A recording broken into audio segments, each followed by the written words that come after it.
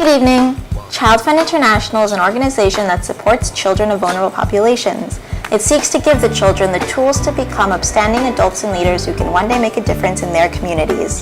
They work with children in 30 countries around the globe as they make their journeys to adulthood, collaborating with their families and community leaders to create the proper environment for children to succeed. Earlier this week, I had the opportunity to speak with Ms. Mary Moran, a senior program specialist of Child Fund International, who briefly shed some insight on the situations of disabled children in conflict-affected areas. Have a substantial background in disability. So although we technically don't have a person in disability, I serve that function for them. How did you end up in this field? Well, interestingly enough, I started to work with Child Fund around their programs in the U.S., and then the vice president for programs asked me to go do something in Belarus, and I did, and I came back, and she said, you're rather good at that. Would you like to do more internationally? And I said that I didn't mind that, and now I do all international work, so. So what's the situation for people with disabilities in conflict-affected areas? Oh, usually extremely complex. Yeah. I think that everyone is conscious of the fact that people with disabilities are rarely included in rapid assessments, so their needs rarely get addressed, are often forgotten in terms of how people would even, if you're becoming an internally displaced person or something of that sort, camps are rarely physically accessible. People don't do the things that even are very small and simple to do to make life easier for people with disabilities, or to make things more accessible. In many cases, people get discriminated against very substantially because in either conflict environments or in environments where everyone is really suffering, it's they get looked at as sort of the least worthy of saving. So they're apt not to get well into food chains or things of that sort. I think in a lot of the areas in which we work, it depends upon the type of disability as well. As you probably are conscious, people with social, emotional, or behavioral difficulties in many places are the least well accepted, but in some societies actually are seen as blessed. So it very much depends upon the culture as to what the pecking order is for people, and the age of the child as well. Again, depending upon the kind of circumstance, you may have heard the frightening statistics of things like women with disabilities in Africa in general have extremely high levels of HIV infection. And that's largely because people believe sex with a virgin cures you, and that women with disabilities are likely to be virgins. That's not true, but it's generally thought. So the rate has been estimated in some places as high as 98%. Oh, wow. Yeah, exactly.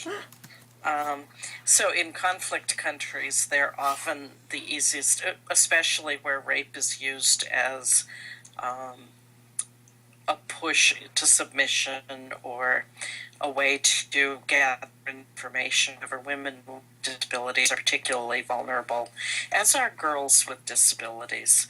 But certainly boys with disabilities aren't out of that mix. Are there special programs for people with disabilities, or There are not so many in conflict-affected areas, but through the Disabled Children and Orphans Fund, there is a disability fund. There's also what's called a wheelchair fund, and that very specifically targets people who are in need of wheelchairs as adaptive equipment.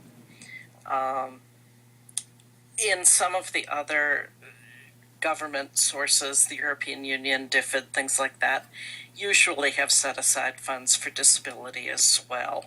So it's not an untapped area, but in large part, the issues can be so rudimentary, or they can be targeted toward things like capacity building for disabled people's organizations, rather than necessarily services toward people with disabilities.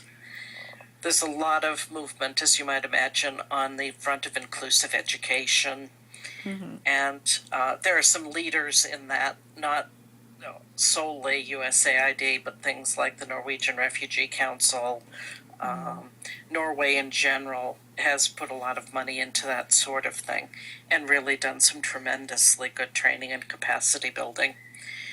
But, the issues are significant. Like in terms of like child-friendly spaces and how that helps conflict-affected areas, like in your experience, like has that really helped? Like, what's the significant child-friendly spaces where you've worked?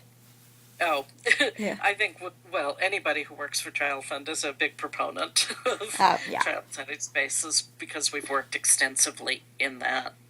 And luckily, we're one of the responsible agencies for bringing it down to the early childhood level.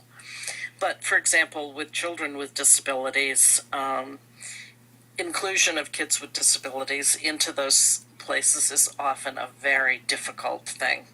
And even in disaster areas, we worked extensively with Christian Blind Mission in Haiti around issues of kids with disabilities after the disaster there, which in most people's opinions is still going on. But, the fact that very few areas are accessible after a national disaster creates additional barriers for kids with disabilities that didn't previously exist. And in many cases, for example, in Haiti, specialized schools or hospitals that really dealt with issues of disability were destroyed. Even it had some resource, whether it was the best or not, were like all other kids outside of that service area, but not really on the radar screen of most people. They tend to be a much more invisible population. So inclusion within child-friendly spaces, I think, is a very complex issue. Everybody believes in it, but when you have spaces that are overcrowded, as frequently they are, it's much harder to include kids with disabilities who may need special space, particular kinds of aspects to design that would be different. Even things as much as communication boards or augmentative communication strategies. It's very hard to find and train staff to deal with those kinds of needs as quickly as you want to in a child-friendly space. How do you get like maybe parents or like the people accept people with disabilities into like these child-friendly spaces and into programs and inclusion? There again, what you need is a lot of sophistication about the particular culture.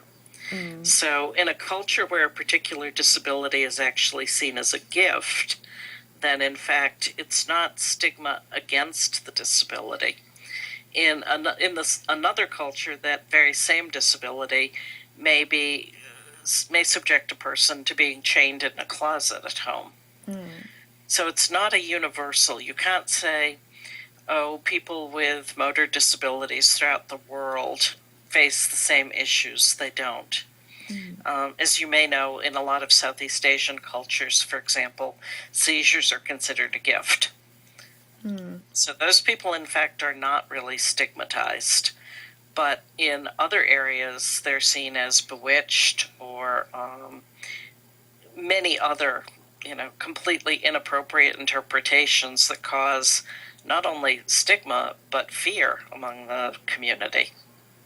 And so there you're dealing with a lot of the same issues that you're dealing with in stigma reduction around HIV or anything else like that. I think that the actual ways people address those issues are quite similar overall. I mean, there's a lot of awareness raising, a lot of consciousness of the similarities of people's issues and experiences as opposed to how different people are, a focus on how similar we all are. And my own personal bias is that most effectively you start with kids, because that's where you have the option of really building responsible views as opposed to having to work against things that have been very inbred. And you start with the very youngest children.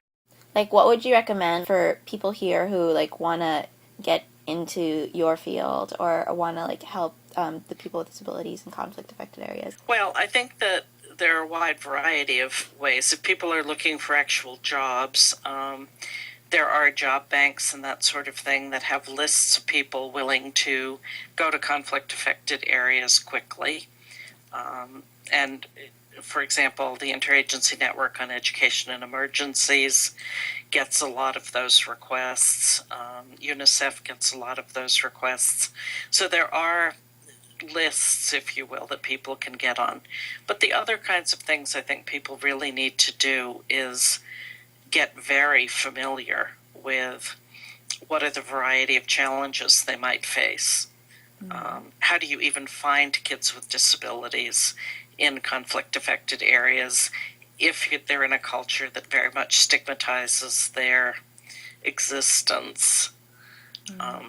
How you approach communities and actually gain acceptance or cooperation in any way. The issues are very similar. You're just dealing with a different topic area.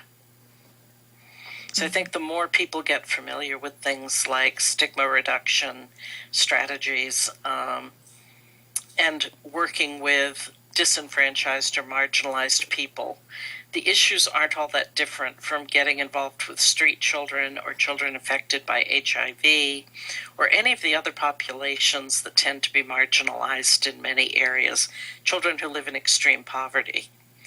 So I think the more people can get into those kinds of both literature but also experiences of people, and the more kinds of programs they look at in everything from providing psychosocial support to conflict transformation, all of those things have real impact and real applicability to the kinds of issues people would face in trying to help people with disabilities in conflict. So as you can see, it can be a daunting task to find ways to successfully implement disability inclusiveness around the globe. Disability is unique to every individual. In some cases, it can be more apparent than others. However, as challenging as it might be, it is still important that we learn more about these issues and help those whose voices have been silent for too long.